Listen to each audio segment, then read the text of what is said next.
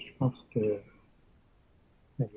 Eh bien, bonsoir à tous. Je suis Clément Vénère.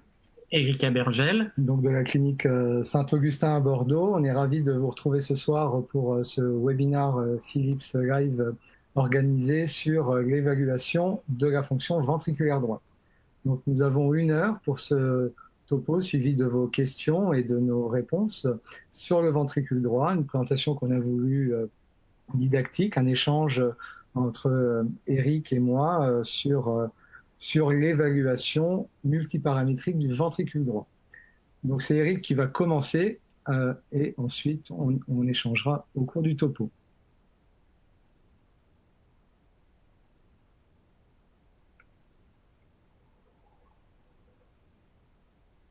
Voilà, super. Et j'en profite aussi pour vous dire que si vous souhaitez poser des questions, faites-le pendant le topo, de façon à ce qu'on les ait à la fin, c'est-à-dire dans une quarantaine de minutes, pour pouvoir discuter ensuite et répondre à vos questions. Donc l'évaluation de la fonction ventriculaire droite, je pense qu'il faut dire quelques mots d'anatomophysiologie qui vont être utiles pour comprendre, hein. Notamment, vous avez ici cette image anatomique du cœur et on a retiré la paroi latérale du ventricule droit. Et ce que vous pouvez voir, c'est cette forme un peu particulière du ventricule droit avec une chambre d'admission, hein, c'est elle qu'on voit en cas de cavité. Et quand on fait une écho rapide, on a tendance à penser qu'un ventricule droit se limite à cette partie. Mais bien sûr, il y a également un apex et surtout une chambre d'éjection, toute la zone infundibulaire.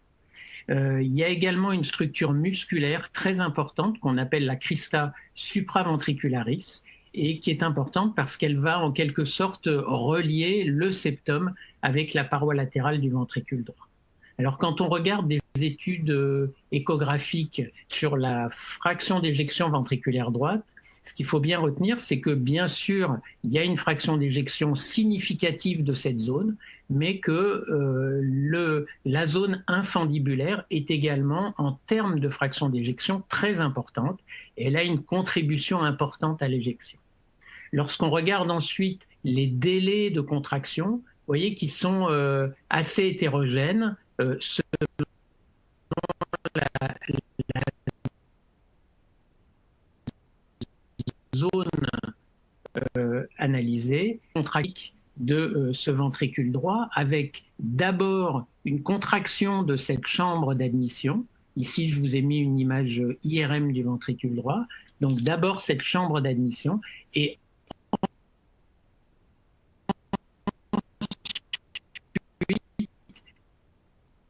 il y a une contraction de la chambre d'éjection, contraction jusqu'à cette paroi latérale du ventricule droit. Eh bien, elle a tendance à s'aplatir un peu comme le ferait un soufflet, notamment grâce à la traction du ventricule gauche. Donc là aussi, ce qui est important de comprendre, c'est que la contraction du septum et la contraction du ventricule gauche dans son ensemble va tirer sur ces insertions de la paroi du ventricule droit et ça va l'aplatir, encore une fois, comme un soufflet. Et bien sûr, cette fameuse crista supraventricularis a un rôle puisqu'elle solidarise en quelque sorte ce septum avec cette paroi libre. Alors un VD, vous le savez, c'est beaucoup plus fin qu'un VG et il y a une conséquence directe, c'est que ce ventricule droit est nettement plus compliant qu'un ventricule gauche. Concrètement, ça veut dire quoi? Ça veut dire que s'il y a augmentation de volume, eh bien, il y a... qu'est-ce qu'on ne voit pas? Le passage de slide. Alors attendez, on va regarder. Je te trouve juste 2 secondes. Voir pourquoi on ne voit pas le passage de slide. C'est-à-dire on ne voit pas du tout les... C'est embêtant.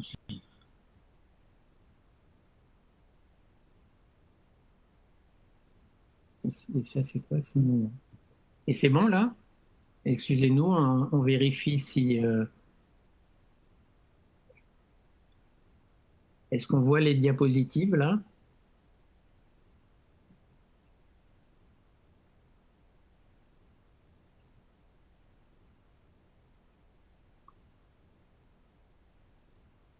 Toujours pas en plein écran, c'est ça? Alors.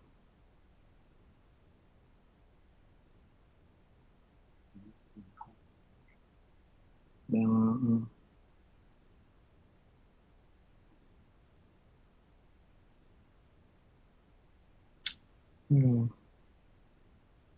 on est en train d'essayer de...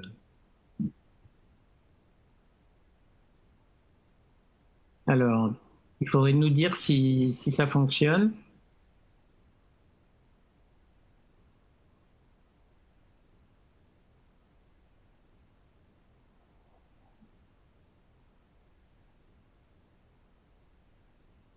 Est-ce que tu as quelque chose? Toujours pareil. Alors, qu'est-ce qu'il faut faire? Excusez-nous, là, je pense que vous ne voyez pas les diapos, donc ce n'est pas forcément une bonne idée de continuer. Moi, je t'avoue que je ne sais pas comment... Tu as 2 écrans? Non. Et là, nous, on n'a pas la main pour faire plus que ça. Hein.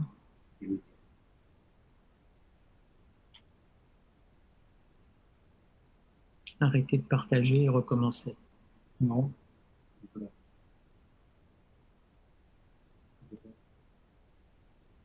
Alors, on va réessayer. Oui, peut-être. Hein. Peut-être ça. Hein. Je pense que ça doit être ça. Alors, est-ce que vous avez un écran là qui apparaît ou pas?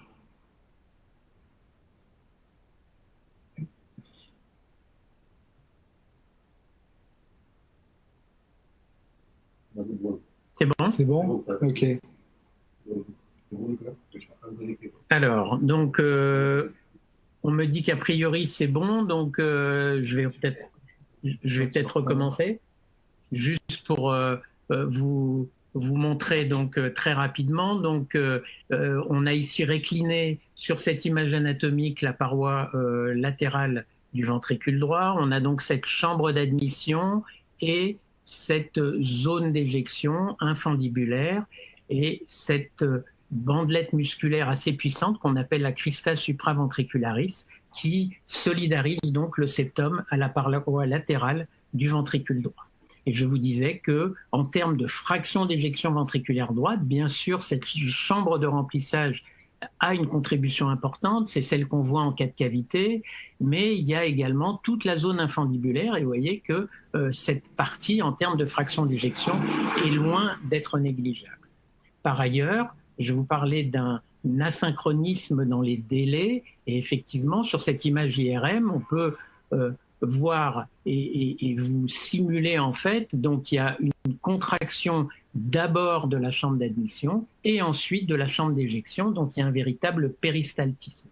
La dernière chose dont je vous parlais, mais sans diapositive, c'est cet aplatissement comme un soufflet de cette paroi libre qui vient s'insérer sur le septum. Donc quand le septum ventriculaire gauche se contracte, quand le VG en général se contracte, ça va tirer sur ces insertions et aplatir cette paroi latérale. Donc ce ventricule droit, il est plus fin que le ventricule gauche et donc ça a une conséquence et un intérêt physiologique, c'est qu'il est beaucoup plus compliant. Lorsque l'on regarde ce travail chez le chien, où on avait créé chez 7 chiens des IT massives, suivis pendant 4 ans, eh bien, au bout de 4 ans, ce qu'on constate, c'est que le ventricule droit n'a pas souffert, il s'est adapté, les myocytes se sont allongés, mais il n'y a aucune dysfonction. Donc, si le ventricule droit est plus fin, c'est bien pour encaisser le volume, mais vous vous doutez bien qu'il y a une contrepartie, c'est qu'il est peu adapté à une augmentation de pression. Il est très sensible à la post-charge, comme on va le voir dans un instant. Les petits éléments importants à retenir, c'est également que le volume télédiastolique du ventricule droit est plus important que le volume du ventricule gauche. Et donc, comme les deux ventricules éjectent la même quantité de sang, ben vous avez compris que fatalement, la fraction d'éjection ventriculaire droite est plus basse que la fraction d'éjection ventriculaire gauche. Enfin, lorsque l'on a une variation importante de volume dans le système ventricule-circulation pulmonaire, parce que l'artère pulmonaire est très compliante, parce que le poumon est capable de recruter des zones non perfusées, en fait, c'est un système qui va rester à basse pression, même lorsque l'on aura une grosse augmentation du volume, et en particulier du volume d'éjection. Alors, je vous parlais de la post-charge. Voilà ici une diapositive qui résume des données expérimentales sur le ventricule droit et le ventricule gauche d'animaux. On va serrer la sortie, donc la sortie à droite, c'est l'artère pulmonaire, à gauche, c'est l'aorte, et vous voyez, plus on augmente la pression à la sortie, donc plus on gêne la sortie, ben vous voyez que très vite, l'éjection du ventricule droit s'effondre.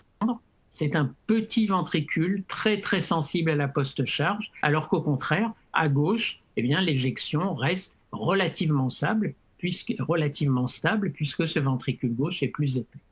Alors quand on parle post-charge, eh bien, en pratique clinique, c'est deux éléments.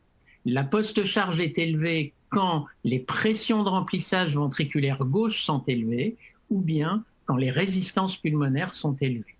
Et c'est très important de comprendre ça, c'est-à-dire que lorsque vous allez regarder la fonction ventriculaire droite, eh bien la fonction ventriculaire droite, bien sûr, elle dépend de la contractilité intrinsèque du VD, la qualité du muscle, est-ce que ce muscle est bon ou pas bon, mais elle dépend aussi des conditions de charge. Il faut vraiment arriver à faire cet effort parce que la tentation est grande. On voit un ventricule qui se contracte fort, on pense que la contractilité intrinsèque est forcément bonne, et inversement, eh bien, c'est pas toujours vrai parce que des fois, c'est la charge qui est au premier plan.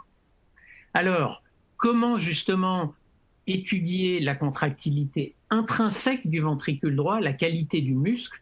Eh bien, on le fait de façon invasive. Donc là, on s'éloigne de la routine. C'est ces fameuses courbes pression-volume que vous n'aimez pas du tout et qui sont en général bâties à partir de cathétérisme. Vous avez ces courbes qui correspondent ici au remplissage du ventricule droit, ici à la contraction isovolumique et ici à la période d'éjection de ce ventricule. Et on arrive ici à un point de pression-volume télésystolique. Et que va-t-on faire pendant le cathétérisme? On va faire varier la précharge, soit en faisant du Valsalva, soit en faisant des occlusions de la veine cave, et on va avoir plusieurs de ces courbes pression-volume, et on va relier tous ces points pression-volume télésystolique, et c'est la pente de cette droite qui vous donnera la contractilité intrinsèque indépendante de la charge. Le plus important à comprendre, c'est que plutôt que d'analyser isolément donc la contractilité intrinsèque, ce qui est très intéressant, c'est d'avoir une idée du couplage ventriculo-artériel. Alors, je voudrais bien que vous essayiez de rester attentif parce que c'est une diapositive importante. Elle concerne une étude animale, mais peu importe. Ce sont des porcs à qui on a créé une hypertension artérielle pulmonaire et on les a comparés à des témoins. La première chose que vous ne savez peut-être pas, c'est que donc ici on a donc l'élastance ventriculaire droite, donc ce qu'on vient de voir, c'est-à-dire ce paramètre précis de contractilité intrinsèque. Eh bien, vous voyez que lorsque l'on a une hypertension pulmonaire, la contractilité intrinsèque est plus importante que chez les porcs témoins. Par contre, bien sûr, en termes de post-charge, et là on mesure l'élastance artérielle, eh bien, par définition, puisque ce sont des porcs qui ont une hypertension pulmonaire, la post-charge à la sortie de l'artère pulmonaire est plus importante que chez les animaux contrôles. Mais quand on regarde le couplage, eh bien, alors que le couplage est normal par définition chez les contrôles, il est abaissé chez les porcs hypertendus. Ça veut dire que malgré la tentative de compenser, malgré l'augmentation de la contractilité intrinsèque, eh bien la post-charge est telle que ce couplage est insuffisant. Et comment cela va se traduire? Eh bien, ça va se traduire par des paramètres dont va vous parler Clément dans un instant, tous abaissés. Le TAPS, l'onde-prime, la fraction de raccourcissement de surface. Vous voyez, tous ces paramètres sont abaissés par rapport au sujet contrôle. Donc, je veux bien que vous compreniez, vous avez tous ces paramètres de fonction abaissés et vous seriez tenté de dire, eh ben donc ce ventricule droit, il est mauvais, il est foutu. alors que ces paramètres sont abaissés dans la population où, au contraire, la contractilité du VD est la meilleure. Tout ça, ça n'est pas fait pour vous dérouter, c'est fait pour vous dire que si vous cherchez à interpréter la fonction, vous êtes obligé de tenir compte de la charge. Et c'est donc ce déroulé qu'on va vous proposer. On va d'abord vous montrer quels paramètres recueillir pour avoir une idée de la fonction ventriculaire droite. Et ensuite, on va mettre ces indices en perspective en évaluant les conditions de charge, notamment de post-charge, les pressions de remplissage, les résistances pulmonaires, et on dira en fin de topo un mot de la mesure du couplage ventriculo-artériel. Mon cher Clément, tu as des diapositives. Merci Eric. Donc le but de cette deuxième partie, c'est vraiment de mettre la lumière sur l'échographie et sur tout ce que l'on peut apporter par cet examen pour répondre un petit peu sur l'évaluation du ventricule droit et les conditions de charge. Donc le premier temps sur lequel on va passer rapidement, c'est vraiment l'évaluation morphologique. Comme vous l'a dit Eric, le ventricule droit a une morphologie qui est complexe, qui nécessite de multiplier les incidences d'exploration pour vraiment avoir une visualisation complète de ce ventricule, et il faut vraiment tourner autour pour bien préciser les zones d'entrée, de sortie, les parois, que ce soit la paroi inférieure, la paroi antérieure, l'infundibulum. On peut s'aider bien sûr de l'imagerie multiplanaire pour essayer un petit peu d'avoir des recoupes, et il faut vraiment s'astreindre à multiplier ces coupes pour visualiser le ventricule. C'est ce que les recommandations rappellent, qu'il faut les multiplier. Alors elles donnent également des diamètres limites pour avoir un seuil de dilatation. Elles sont plutôt données à titre informatif. Après, c'est également l'impression, comme ici on a une dilatation majeure avec une inversion de la courbure septale, ici à peu près le même patient sur la vue apicale, et également regarder aussi un élément important de l'évaluation visuelle, c'est le tronc de l'artère pulmonaire qui peut aussi donner des éléments d'information importants. Alors, quels outils utiliser en pratique? Là, les recommandations vous disent qu'en fait, on peut utiliser au moins l'un de ces paramètres. Le TAPS, la fraction de raccourcissement, l'onde S', et j'ai rajouté, pour être un peu plus moderne, le strain du ventricule droit, que l'on doit utiliser avec ou sans l'index de performance myocardique, c'est-à-dire l'indice de taille. Alors, on va voir au terme de cette présentation qu'on ne se contentera pas, bien sûr, d'un seul de ces paramètres, mais qu'il y a un intérêt à les multiplier. Donc, le TAPS, c'est probablement un des paramètres qui est le plus connu, le plus utilisé en pratique clinique. C'est vraiment le déplacement de l'anneau tricuspide au cours de la systole, avec des seuils qui sont variables, qu'on retrouve dans la littérature. Le plus communément admis, c'est 16 mm. Après, encore une fois, ça peut être variable entre 15 et 17 dans certaines populations. La fraction de raccourcissement surface en 2D nécessite une acquisition vraiment centrée sur le ventricule droit pour avoir une bonne définition du contour sous-endocardique en diastole et en systole. Et c'est la différence de ces contours qui va donner la fraction de raccourcissement avec une normale au-delà de 35%. Un des paramètres qu'on trouve le plus intéressant, c'est le Doppler tissulaire à l'anneau tricuspide, qui va donner le plus d'informations, à mon avis, le plus rapidement. Alors, bien évidemment, il y a l'onde S', le pic systolique, et aussi cette pente ici de la contraction ésovolumique qu'on appelle l'IVA. Le pic S', c'est ce qui est le plus simple et le plus reproductible, et c'est ce qui a la meilleure capacité à discriminer un ventricule droit normal et pathologique avec un seuil à 10 cm par seconde. L'IVA, qui correspond à la pente de la contraction ésovolumique, est un indice un peu plus récemment rapporté, qui se veut moins charge dépendant que les autres paramètres d'analyse du ventricule droit, qui connaît quand même quelques variations en fonction de l'âge et de la fréquence cardiaque des patients, avec des valeurs normale basse à environ 2,2 mètres par seconde carré, en sachant que on peut tolérer des valeurs encore un petit peu plus basses dans certaines études, jusqu'à 1,8 mètres par seconde carré. Alors, si on pousse un petit peu plus l'analyse encore de ce Doppler tissulaire, on peut définir des périodes de contraction isovolumique, la durée de la phase éjectionnelle, donc la durée S', et la relaxation isovolumique, qui vont nous permettre de calculer l'index de performance myocardique, l'index de TAI.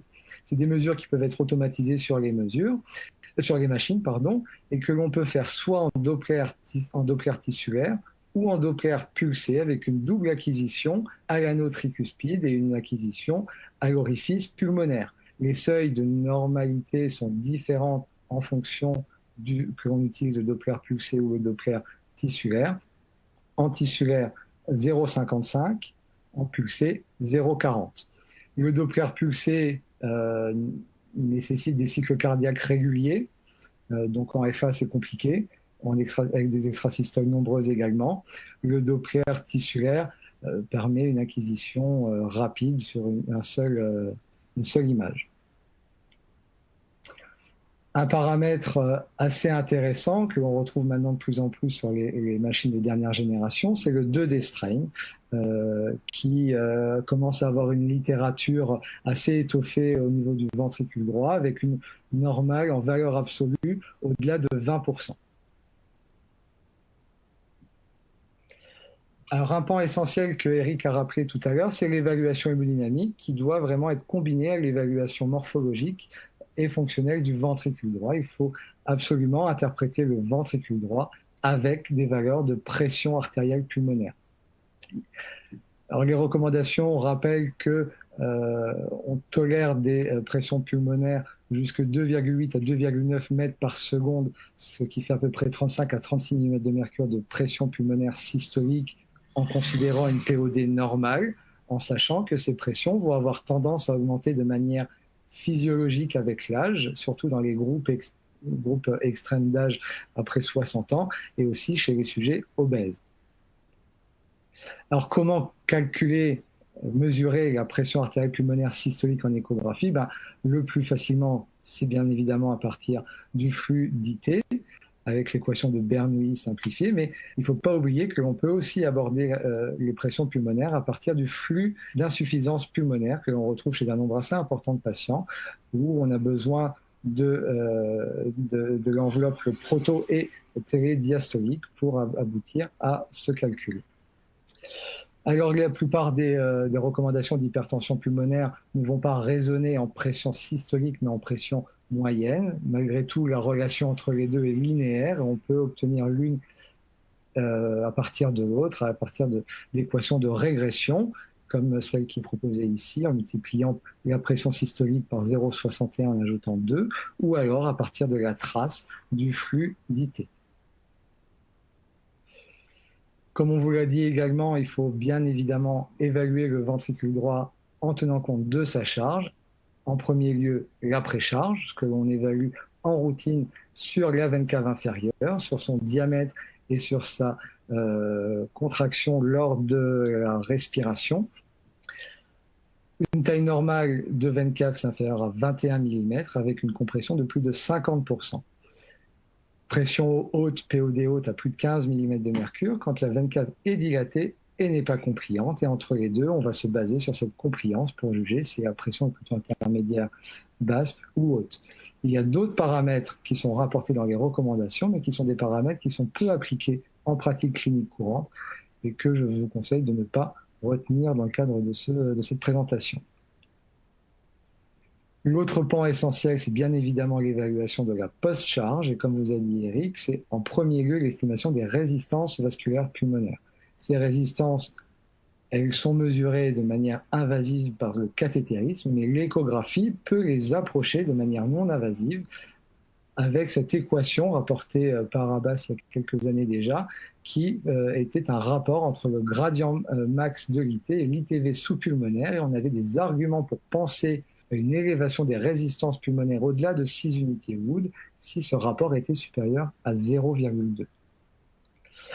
Alors, il n'y a pas que les résistances pulmonaires, il y a tout ce qui va se passer en aval les ventricules sont en série, il y a une interdépendance de ces ventricules, donc il est important bien évidemment de combiner une évaluation de la fonction ventriculaire gauche, que ce soit l'évaluation de la fonction systolique, mais aussi diastolique. Il ne faut pas méconnaître un profil mitral restrictif qui va témoigner d'une élévation de la pression remplissage. Dans l'hypertension pulmonaire, ce que l'on constate habituellement, je parle d'hypertension pulmonaire précapillaire, c'est plutôt un trouble de la relaxation du ventricule gauche qu'un trouble restrictif que l'on réserve plutôt vraiment aux hypertensions du groupe 2. Il faut également écarter toute valvulopathie du cœur gauche qui pourrait fausser un petit peu l'interprétation. Et enfin, il y a quand même un bon nombre de patients, une bonne proportion de patients qui n'a pas d'IT ou pas d'IP. Et il faut quand même essayer un petit peu de faire avancer les choses pour préciser l'hémodynamique. Et un paramètre important, c'est l'étude du flux d'éjection antérograde pulmonaire. Le flux pulmonaire, normalement, a un temps d'accélération variable en fonction de la fréquence cardiaque, mais qui va se situer entre 120 et 160 millisecondes. Quand ce temps va être court, à moins de 100 millisecondes, cela va apporter des arguments en faveur d'une hypertension pulmonaire.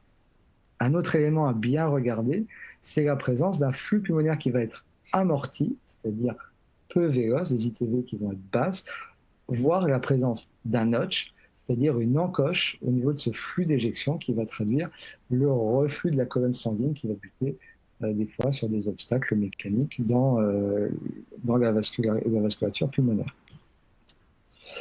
Un autre critère indirect d'hypertension pulmonaire, c'est une analyse, encore une fois, de ce Doppler tissulaire à l'anneau tricuspide. On a ici deux cas, un patient normal et un patient hypertendu. Le patient normal va avoir une onde S' normale à 12, une IVA à 3 et un temps de relaxation isovolumique nul, 0. On passe d'une phase positive à une phase négative, alors que le patient hypertendu pourra maintenir une onde S' relativement normale, une IVA qui sera plus réduite, 1,4 cm/s², et qui aura un allongement de la phase de relaxation isovolumique. Et il a été démontré que plus cette phase va être allongée, plus cela va être associé à une hypertension pulmonaire d'intensité croissante. Et on a un seuil, un cut-off à peu près aux alentours de 70 millisecondes. Voilà pour l'évaluation échographique. Je redonne la main à Eric pour la suite. Merci Clément. Donc, comme tu l'as dit tout à l'heure, donc ces paramètres que tu as très bien détaillés, eh bien, ils vont parfois être discordants. Et la question qu'on se pose, c'est finalement, est-ce qu'on peut se contenter d'un paramètre ou de plusieurs? Alors, quand on regarde les indices vedettes, si on prend le S', il y a plusieurs choses à savoir de façon très pragmatique. Souvent, le S' est bas, en particulier chez les sujets âgés. Vous allez trouver 8, 9, alors qu'à l'évidence, il n'y a aucune pathologie. Donc, faites attention à ne pas trop rapidement conclure à une dysfonction ventriculaire droite. Et en particulier, ce qui est gênant chez le S', c'est que très souvent, on est proche du seuil. Beaucoup de patients ont 9, 9,5. Est-ce qu'on va dire qu'ils sont pathologiques si on a fixé le seuil à 10? À l'inverse, beaucoup ont 10 ou 10,5. Donc, on sent bien que ce paramètre pris isolément peut parfois ne pas être discriminant. Et le dernier élément, c'est la discordance. Là, je vous ai mis des données d'un travail qu'on avait fait sur 400 patients. Et il y avait parmi 56 patients qui avaient une onde S' à 10, inférieure à 10. Donc, 56 patients avaient S' inférieur à 10. Donc, normalement, on s'attendrait à ce que les 56 aient également une fraction de raccourcissement de surface pathologique. Et pourtant, eh bien, parmi eux, il y en avait 38 qui avaient une fraction de raccourcissement de surface normale supérieure à 35%. Donc, vous me voyez venir. Si vous êtes un adepte du S', vous auriez dit dysfonction. Si vous êtes un adepte de la fraction de raccourcissement de surface, vous auriez dit fonction normale. Donc, on voit bien la difficulté. Concernant l'accélération de la contraction iso, incontestablement, c'est un paramètre intéressant parce qu'il est probablement peu charge dépendant. Vous voyez, cette fameuse post-charge qui nous embête, mais là, elle semble moins influencer la contraction iso. Mais il faut être clair, elle n'est actuellement pas dans les recommandations, donc c'est notre sentiment, mais on n'a pas le droit de vous dire que vous pouvez l'utiliser. En tout cas, elle n'est pas recommandée par les sociétés savantes actuellement. Quand on regarde le strain, et vous avez vu avec quelle tendresse Clément vous a parlé du strain en vous disant ça fait moderne, etc. Oui, mais le strain n'échappe pas à la physiologie. Et il faut bien se souvenir que, là encore, la post-charge va jouer un rôle et va pouvoir modifier le strain. Dans notre expérience, on avait fait une thèse ici à Bordeaux où le strain peut être pris en défaut tout seul, il peut être isolément bas alors que tous les autres paramètres sont normaux. Donc là encore, faites attention avec un seul paramètre. Et c'est illustré par ce travail de Ternacle en chirurgie cardiaque, puisque parmi ces 250 patients, vous voyez qu'il avait 19 patients avec une fraction raccourcissement de surface pathologique, alors que quand il s'adresse au strain, il y a 99 patients qui sont pathologiques. Donc là encore, vous voyez une grande hétérogénéité. Je crois que le seul message qu'il faut retenir, c'est approche multiparamétrique. Il faut que vous fassiez une évaluation du ventricule droit en cumulant plusieurs paramètres. Alors, le strain, je vous le disais à l'instant, c'est un peu l'indice vedette du moment, mais un strain bas, ça veut dire quoi? Ça veut dire dysfonction ventriculaire droite, incontestable. Mais dysfonction ventriculaire droite, on l'a dit, on le répète, elle peut venir de deux éléments, soit d'une post-charge élevée, soit d'une dysfonction intrinsèque du VD, soit des deux. Donc, lorsque vous avez un strain bas, vous ne pouvez pas trancher. Par contre, est-ce qu'il y a une valeur pronostique? Là, la réponse est oui, parce que la présence d'une dysfonction ventriculaire droite, quelle que soit sa cause, post-charge, dysfonction intrinsèque, eh bien, si au long cours, on a une dysfonction VD, il semble que ce soit associé à un mauvais pronostic. Je vous ai mis ici un papier dans des cardiopathies dilatées, un papier dans d'autres pathologies, peu importe, strain bas, mauvais pronostic. On avait fait un travail préopératoire, 400 patients donc de chirurgie cardiaque, et avant de les opérer, on avait soigneusement mesuré tous les paramètres dont vous a parlé Clément. Et ensuite, les patients ont été opérés et on les a suivis pendant 3 ans. Et à l'issue des 3 ans de suivi, il y a eu 42 décès. Et ce qu'on a regardé, c'est si ces décès pouvaient, donc ces décès au cours des 3 ans post-opératoires, pouvaient être prédits par la fonction VD préopératoire. Et là, on a eu des résultats tout à fait impressionnants. Donc, lorsque la fonction VD pré-op est normale, vous voyez que la survie est excellente. Lorsque l'on a un paramètre de dysfonction, la survie est un peu moins bonne. Dès lors qu'on cumule 2 paramètres de dysfonction, là, la survie est significativement moins bonne. Et si on cumule 3 paramètres de dysfonction, vous voyez qu'à 3 ans, on prédit plus de 60% de mortalité. Et ces valeurs pronostiques sont totalement indépendantes. Plus vous cumulez les paramètres, plus vous êtes puissant pour prédire un mauvais pronostic, et ce, même après ajustement à l'Euroscore. C'est vraiment important. Ça veut dire que dans chaque quartile d'Euroscore, eh bien, la dysfonction VD garde sa prédiction en termes de mauvais pronostic. On a exactement les mêmes données dans ce papier sur l'IT fonctionnel. Vous voyez qu'à l'issue de 3 ans de suivi, il y a eu beaucoup de décès. Vous savez que les IT majeurs fonctionnels traduisent en général des pathologies avancées du cœur. Eh bien, comment prédire cette mortalité? Vous voyez que le TAPS seul est moins bon que le TAPS additionné avec le strain, ou la fraction raccourcissement seule par rapport à fraction de raccourcissement plus strain. Donc vraiment, approche multiparamétrique, c'est pour nous le maître mot. Alors, quelles sont les perspectives? Et on finira là-dessus dans l'évolution du ventricule droit. Eh bien, il y a maintenant, et notamment sur les machines de Philips, beaucoup d'intelligence artificielle qui a été injectée, et dans l'analyse du ventricule droit, c'est tout à fait intéressant. À quoi sert cette intelligence artificielle? Eh bien, elle sert à détecter de façon entièrement automatique la forme globale du cœur, repérer le ventricule droit et ensuite, grâce à une analyse en speckle, à pouvoir vous proposer un volume du ventricule droit. Qu'est-ce que vous avez à faire? Eh bien, simplement faire une acquisition en 3D, comme c'est présenté ici, avec une acquisition centrée sur le ventricule droit. Et ensuite, on appuie sur le bouton.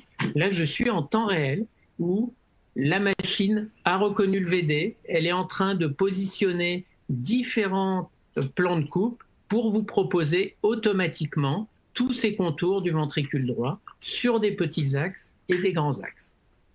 Si vous n'êtes pas content, ce qui est le cas ici, on peut vouloir retracer un peu, repositionner des contours. Bien évidemment, non seulement c'est possible, mais c'est même fortement recommandé. Et une fois que vous avez fini de replacer ces contours, eh bien, la machine va vous proposer un volume télédiastolique, un volume télésystolique, une fraction d'éjection, et elle va pouvoir, et c'est ça qui est particulièrement intéressant, elle va pouvoir également, à partir de ces données 3D, dériver des données 2D dont Clément vous a parlé, c'est-à-dire le TAPS, la fraction de raccourcissement de surface et le strain. Donc vous voyez, cette mesure en 3D va vous donner les volumes en 3D, la FEVD, mais aussi tous ces paramètres dérivés 2D. Donc on voit même qu'en temps passé, c'est vraiment très intéressant parce que là, pour le coup, vous avez une évaluation multiparamétrique. Je reviens à la notion de couplage ventriculo-artériel et j'insiste pour vous dire que chez des patients qui ont une HTAP importante et une FEVD basse, le mauvais réflexe, c'est de dire « Ah, c'est sûr, le VD est foutu », alors qu'en fait, la contractilité intrinsèque est probablement augmentée, mais elle n'arrive pas à compenser l'élévation de la post-charge. Alors, comment illustrer ce couplage ventriculo-artériel, c'est-à-dire cette relation entre la contractilité VD et la post-charge? Eh bien, on peut le faire de façon simplifiée et vous allez voir apparaître de plus en plus ce genre de paramètres combinés où on a un indice de fonction, S', le strain, l'AFE, et que l'on va, par exemple, diviser par un indice de pression qui est censé représenter de façon imparfaite la post-charge. Et on a des papiers qui sortent, plusieurs, qui montrent que, en termes de pronostic, eh bien, ces indices combinés sont meilleurs que les indices de fonction seuls. Alors, je vous l'ai dit tout à l'heure, si on veut calculer le couplage de façon fine, on doit recourir à ces courbes pression-volume au cathétérisme et faire le rapport des élastances entre l'élastance ventricule droite et l'élastance artérielle. Et bien évidemment, on sort là de la routine. Mais ce qui est intéressant, c'est que si vous regardez ce rapport entre les élastances et que vous dites qu'après tout, on pourrait peut-être simplifier et oublier dans ce rapport les paramètres de pression, eh bien vous vous retrouvez à ce moment-là avec une formule de couplage, rapport des élastances, qui tient compte uniquement de volume. Et si vous faites bien attention, ça vous rappelle étrangement le début de la formule de la fraction d'éjection. Volume télédiastolique moins volume télésystolique, mais que l'on va diviser non pas par le volume télédiastolique comme dans la FEVD, mais par le volume télésystolique. Et chez les sujets sains, ce rapport est au-delà de 1, et chez les gens pathologiques, le rapport est inférieur à 1. Ce calcul a été validé non seulement en IRM, mais aussi en 3D. Et voilà un papier, vous voyez, très récent, où chez ces enfants qui avaient tous une hypertension artérielle pulmonaire, eh bien ce rapport que l'on peut très facilement avoir en 3D, à partir des volumes diastoliques et systoliques, eh bien vous voyez que dans ces valeurs pronostiques, eh bien lorsque ce rapport s'effondre, eh bien la valeur pronostique est effroyable dans cette population d'enfants, puisque au bout de 2 ans de suivi, dans les populations où le couplage est effondré, eh bien hélas, il n'y a pour ainsi dire plus de survivants.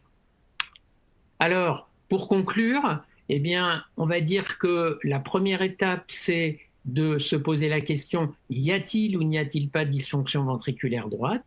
Et il va falloir, parmi ces paramètres, que vous ayez le courage d'en faire plusieurs, par exemple, S', accélération de la contraction ISO, c'est sur le même recueil, et pourquoi pas un strain.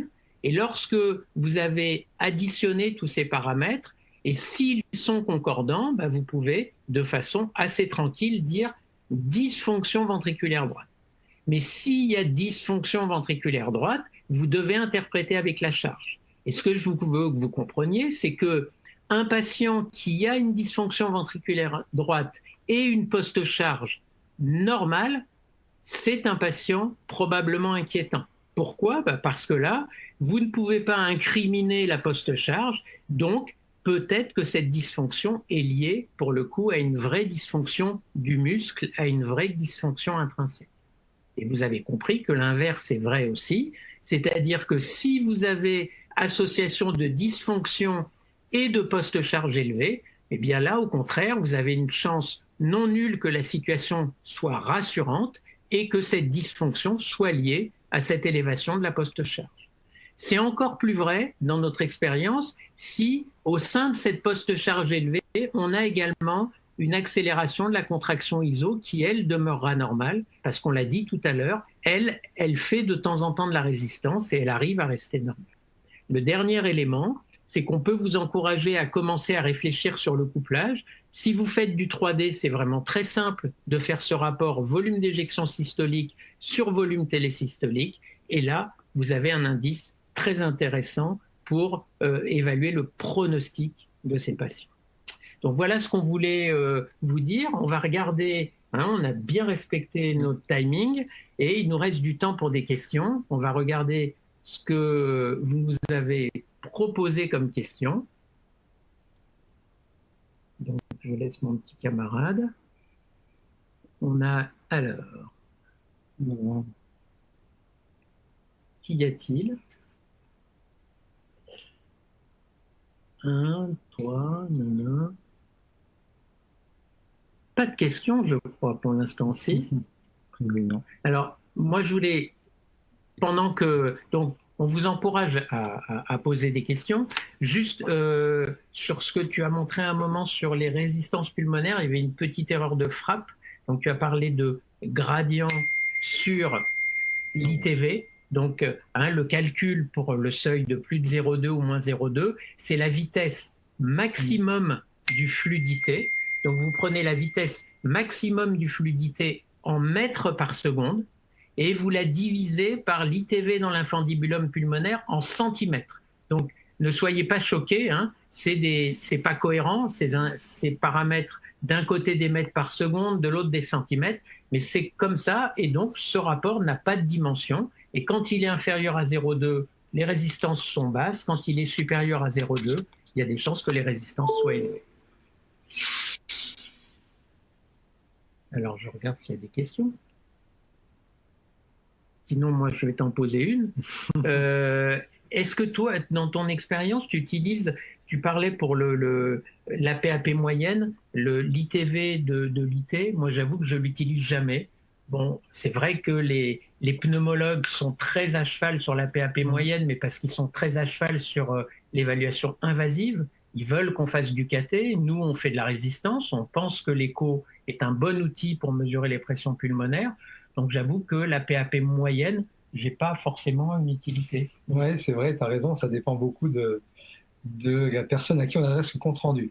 Je l'ai fait beaucoup, parce que avant d'être à Bordeaux, je travaillais dans le centre de compétences d'hypertension pulmonaire et on avait tendance à apporter l'ensemble des valeurs hémodynamiques qu'on pouvait espérer obtenir avec l'échographie, c'est-à-dire que l'on rendait la pression systolique, la pression moyenne, APOD bien sûr, et puis après on essaie d'aller un petit peu plus loin sur les résistances, alors que ce soit celles estimées comme ceci, ou alors même celles que l'on pouvait tenter d'estimer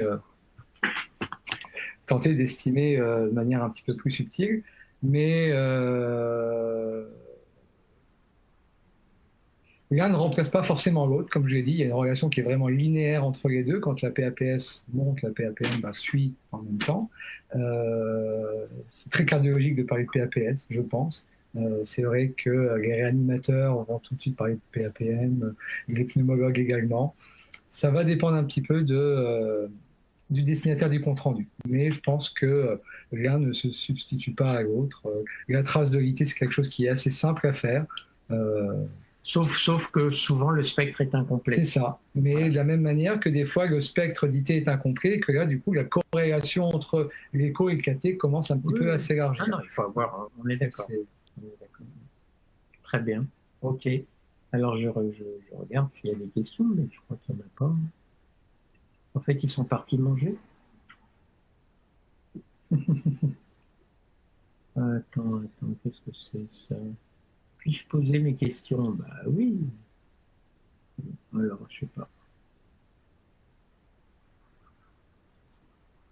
Bon, et du coup, toi, Eric, quand tu parles d'approche multiparamétrique, c'est quoi tes 2 paramètres phares que tu vas utiliser, on va dire, en routine régulière? Moi, incontestablement, comme je suis feignant, je fais un recueil avant tout. C'est le DTI, tu l'as dit, c'est le DTI pulsé à l'anneau tricuspide. C'est fabuleux. Pourquoi c'est fabuleux? Parce que on a Esprime, on a l'accélération de la contraction ISO et l'indice de Theil. Tu l'as montré avec des mesures qui ont l'air rébarbatives, mais regardez-le tout simplement. Moi, je regarde. Qu'est-ce que je regarde? Je regarde si ces durées des phénomènes isovolumiques sont très larges ou très courts. Et quand les phénomènes isovolumiques sont très courts et que la durée de S' est très large, je sais qu'on a affaire à une situation hémodynamique saine. Donc, je regarde le DTI, évidemment, je mesure S' et personnellement, je prends l'accélération de la contraction ISO parce qu'elle me donne quelque chose en plus. Et j'ai des cas assez intéressants, par exemple d'embolie pulmonaire aiguë, où donc on sait très bien que le patient a un bon VD, mais tout d'un coup il fait une embolie pulmonaire importante, le VD, il en prend un coup, tous les paramètres sont bas et c'est magnifique, on a une très jolie contraction ISO qui, elle, est bonne et qui me dit non seulement que ce VD il est bon, mais qu'en plus, j'ai compris, c'est à cause de la post-charge que tous les autres paramètres sont abaissés.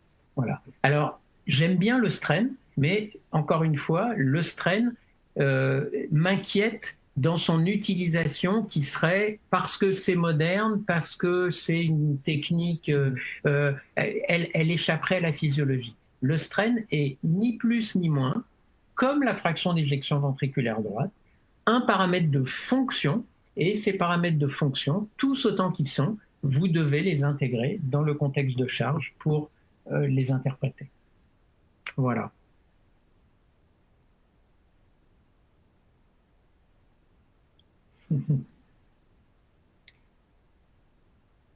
Bon, je ne sais pas.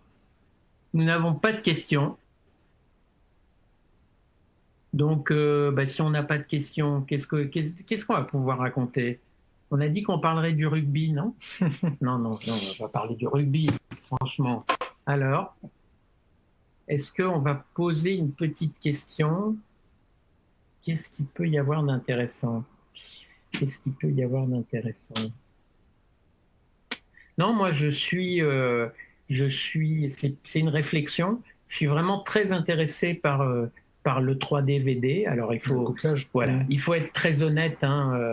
Et ça demande d'avoir un petit coup de main, mais pour avoir cette incidence centrée sur le VD, et ça, tu l'as très bien dit, on ne fait pas du VD en disant « Ah tiens, j'ai une 4 caves, je vais faire du VD ». On centre sur le ventricule droit. Donc, il y a un coup de main à prendre pour bien analyser votre ventricule droit. Et quand on a une qualité d'image suffisante, c'est vrai que le 3D permet d'avoir ces volumes et qu'à partir de ces volumes, il s'ouvre effectivement tout un champ assez important. Non, ça complète clairement l'évaluation échographique s'il y avait encore besoin de la compléter. Et je pense par rapport à l'IRM, parce qu'on nous a reproché longtemps en échographie de ne pas apporter cet élément de fraction d'éjection du ventricule droit en disant vous approchez la fraction d'éjection, mais vous ne la mesurez pas, vous avez que les fameux surrogates.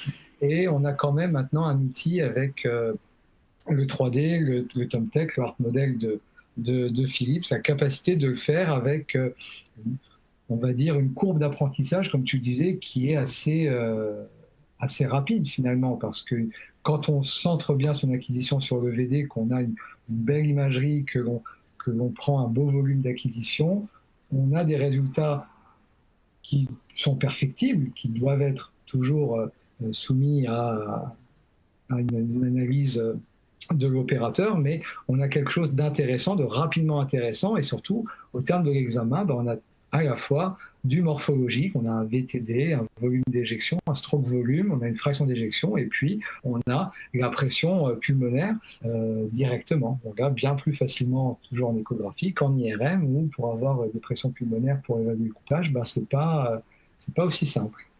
Voilà, tout à fait. Donc, par contre, effectivement, hein, bien regarder ses contours. C'est un peu là aussi toujours ce qu'on redoute, c'est le tout automatique qui ferait que nos péchés mignons ressurgiraient et qu'on se dirait on vérifie pas, on prend et on fait pas attention. Donc on est d'accord, hein. Il faut toujours regarder et dans l'immense majorité des cas, vous devrez replacer. Mais c'est pas un échec, hein, même pour l'industriel qui propose ça, c'est pas un échec parce que c'est extrêmement complexe, il y a énormément de paramètres à préciser et donc en moins d'une minute, on replace les contours. Et comme on vous l'a dit tout à l'heure, comme on a pour ce prix-là non seulement les paramètres 3D, mais aussi les paramètres dérivés 2D, au total, on est gagnant. Bon. Alors, il y a un auditeur qui voulait revoir les boucles 3D. Je rappelle juste que l'ensemble de la présentation est disponible en replay sur Philips ou sur les liens qui ont dû vous être communiqués. Donc, vous pouvez avoir tout loisir de revoir la présentation et les commentaires, mes commentaires et ceux d'Eric, ainsi que les questions. Voilà, je pense que ça conclut bien ce topo et la soirée. Donc, écoutez, merci à tous pour votre attention et d'avoir été présents pour cet échange sur la fonction du ventricule droit. Bonne soirée à tous. Bonne soirée à tous.